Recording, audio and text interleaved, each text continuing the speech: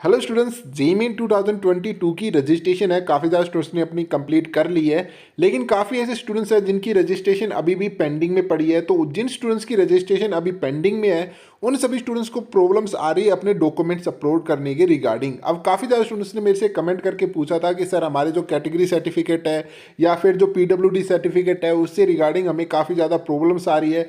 तो इस वीडियो के अंदर मैं आपको कंप्लीट सोल्यूशन से वो दूंगा। जिन स्टूडेंट्स को इनमें प्रॉब्लम आ रही है वो वीडियो अच्छे से देख लेना और अपने फ्रेंड सर्कल में भी उनको शेयर कर देना ताकि वो भी इस चीज़ के बारे में जान ले। ठीक है, तो इस वीडियो के अंदर हम बात करेंगे कैटेगरी सर्टिफिकेट रिगार्डिंग कि आपको कैटेगरी सर्टिफिकेट है वो कितनी तारीख से पहले मतलब आपके बाद में इशू होना चाहिए।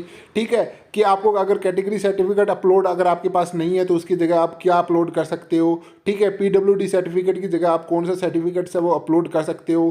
ठीक है, तो उससे रिगार्डिंग पूरी इन्फॉर्मेशन मैं आपको इस वीडियो के अंदर देने वाला हूँ।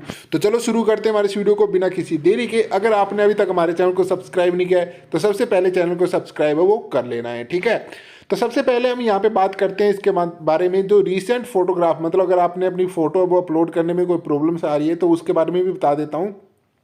आप अपनी जो फोटो अपलोड कर रहे हो वो आपकी कलर्ड होनी चाहिए, कलर्ड और ब्लैक एंड वाइट अगर आपकी है, विद 80% आपका फेस है वो विजिबल होना चाहिए। ठीक है, बैकग्राउंड है वो बिल्कुल वाइट है वो होना चाहिए। ठीक है, ये चीज़ जरूरी है। उसके बाद आपकी जो फोटो अपलोड करनी है तो वो आप फोटो स्कैन कीजिए, वो जीपीजी फाइल या जीपीईजी फॉर्मेट के अंदर आपको स्कैन करना है। उसको आप अपलोड कर सकते हो 10 to 200 KB के बीच की फाइल बना के, मतलब आपको उसको स्कैन करोगे तब उसकी जो फाइल बनेगी वो इस KB के बीच में होनी चाहिए, तभी वो आपकी अपलोड है वो हो पाएगी।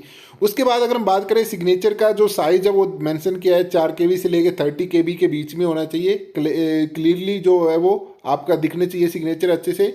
ठीक है, उसके बाद जो हमारा नेक्स्ट आता है डॉक्यूमेंट्स अपलोड अगर आप कर रहे हो, जैसे कैटेगरी सर्टिफिकेट अपलोड कर रहे हो तो उसके लिए आपको साइज़ दिया गया है 50 KB से लेके 300 KB के बीच का साइज़ का कोई भी आप अपने सर्टिफिकेट से वो अपलोड है वो कर सकते हो। इसके बारे में अच्छे से मैं डिटेल में बात करेंगे। पहले हम इस चीज़ के बारे में बात करेंगे कि आपके जितने भी सर्टिफिकेट है वो कौन से मतलब डेट के बाद के होने चाहिए। ठीक है, तो उसके बारे में आपको बताता हूँ। तो हम पेज नंबर 20 पे चलते हैं, तो वहाँ पे इस चीज़ के बारे में मेंशन से वो किया हुआ है। ठीक है, आप भी अपने जाके इसके बारे में देख सकते हो। आप इनकी ऑफिशियल वेबसाइट पे जाके ये जो पेज इनकी जो ऑफिशियल वेबसाइट का जो PDF है उसके अंदर डाउनलोड करके आप ये चीज़ें उसमें नोट वो कर सकते हो। ठीक है, तो देखिए यहाँ पे रिजर्वेशन वाले उस वाले पेज पे आएंगे जब आप। ठीक है, देखिए 19 नंबर पेज पे, रिजर्वेशन वाले पेज पे नीचे आने के बाद यहाँ पे आपको दिख जाएगा कैंडिडेट क्लेमिंग, जो मतलब जो क्लेम कर रहा है आपका, जो आप जनरल EWS कैटेगरी के लिए आप क्लेम कर रहे हो, तो उसके लिए अगर आपका जो सर्टिफिकेट है वो कब से वेरीफाइड होना चाहिए, कब से वो आपका इशूड है वो होना चाहिए, तो उसी के बारे में बताया हुआ है। इसके बारे में मैं आपको बताऊंगा कि आपका सर्टिफिकेट जो अगर आप जनरल EWS का फॉर्मेट अपलोड करना चाहते हो तो वो फॉर्मेट भी मैं आपको दिखा दूंगा कहाँ से मिल जाएगा। अगर आपके पास सर्टिफिकेट नहीं है तो उसकी जगह आप जो डिस्क्लेमेशन जो अपलोड कर सकते हो वो भी मैं आपको बता दूंगा वो आपको कहाँ से मिलेगा। ठीक है, तो सबसे पहले यहाँ पे बता देता हूँ, जनरल कैटेगरी कोई कैंडिडेट्स है अगर उसका जो सर्टिफिकेट है तभी उसका जो क्लेम है वो माना जाएगा जब उसका सर्टिफिकेट है वो 1 जनवरी 2022 के बाद का होना चाहिए। मतलब कि आपका जो सर्टिफिकेट बनना चाहिए, जनरल EWS कैटेगरी का जो सर्टिफिकेट आपका बना हुआ होना चाहिए वो 1 जनवरी 2022 के बाद का बना होना चाहिए। उससे पहले का आपका वैलिड है वो नहीं माना जाएगा। तो इस चीज़ का ध्यान रखना है आपको। ठीक है, उसके बाद यही अगर सेम अगर बात हम OBC NCL वाले कैंडिडेट्स के साथ करें तो वहाँ पे भी 1 जनवरी 2022 की डेट दी हुई है।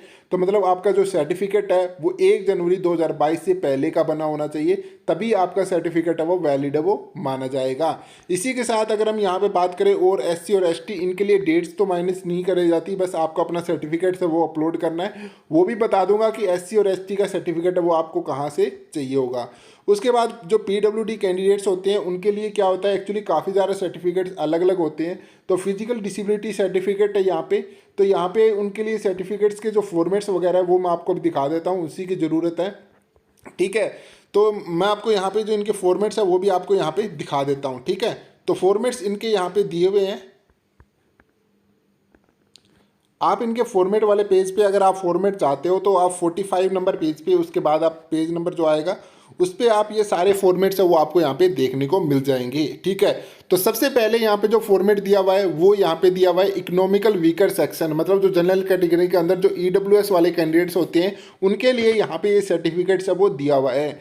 इस पेज का प्रिंट आउट करा के इसके अंदर अगर आप अपना सर्टिफिकेट बनवाना चाहते हो तो बनवा सकते हो, और आप अपना सर्टिफिकेट है वो एप्लीकेशन फॉर्म के अंदर फिल कर सकते हो, मतलब अपलोड है वो कर सकते हो। तो यहाँ पे आपको अपना सर्टिफिकेट नंबर मिल जाएगा, यहाँ पे डेट्स वगैरह, यहाँ पे आपको ये सारी डिटेल्स है वो एंटर करनी है, ठीक है। इसके बाद यहाँ पे बस ये जो सारी डिटेल्स दी हुई है आपको, इसके हिसाब से आपको अपना ये जो फॉर्म है फॉर्मेट है जो ईडब्ल्यूएस सर्टिफिकेट है वो आपको फिल करना है, और आप अपने एप्लीकेशन फॉर्म के अंदर उसे अपलोड वो कर सकते हो, ठीक है।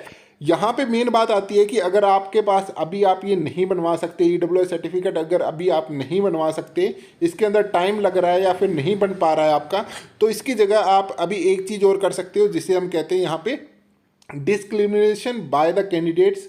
तो यहाँ पे आप ईडब्ल्यूएस कैंडिडेट्स के अगर कोई सर्टिफिकेट कोई स्टूडेंट्स है तो वो यहाँ पे डिस्क्रिमिनेशन को वाला ये फॉर्म है वो अपलोड कर सकता है अपने ईडब्ल्यूएस कैंडिडेट्स के सर्टिफिकेट की जगह, ठीक है। तो ये भी एक तरफा से एक टाइम के लिए आपका वैलिड माना जाएगा। बाद में जब इसके लिए जब आपका रजिस्ट्रेशन मतलब जब आपकी काउंसलिंग्स वगैरह होगी, तब भी जब ये कहेंगे कि मैम ये सर्टिफिकेट दिखाओ, आपका ओरिजिनल सर्टिफिकेट बन गया है, तब आपको अपना ओरिजिनल सर्टिफिकेट आप वहाँ पे दिखा सकते हो। तो एक थोड़े टाइम के लिए आप ये अपना सर्टिफिकेट सब वो अपलोड कर सकते हो। डिस्क्रिमिनेशन इसके अंदर कुछ नहीं है, आपको अपना नाम लिखना है, एड्रेस लिखना है, जो आपका एप्लीकेशन फॉर्म आपने फिल किया है उसकी जो यहाँ पे एप्लीकेशन फॉर्म का जो नंबर है वो आपको अपलोड करना है, लिखना है, मतलब मोबाइल नंबर, ईमेल आईडी, और ये चीज़ें एंटर करने के बाद यहाँ पे आपको अपने फादर या फिर मदर किसी के भी सिग्नेचर और आपके खुद के सिग्नेचर अपलोड करने के बाद यहाँ पे आप इसे एप्लीकेशन फॉर्म के अंदर अपलोड वो कर सकते हो, ठीक है। एज ए आपका ईडब्ल्यूएस सर्टिफिकेट ही माना जाएगा, यहाँ पे मेंशन किया गया है। तो ध्यान रखना ईडब्ल्यूएस कैंडिडेट्स के लिए अलग से सर्टिफिकेट है डिस्क्रिमिनेशन, और अगर कोई जो ओबीसी एनसीएल वाला कैंडिडेट्स है, यहाँ पे ओबीसी एनसीएल वालों के लिए ये फॉर्मेट्स है, सर्टिफिकेट का फॉर्मेट दिया हुआ है, ठीक है।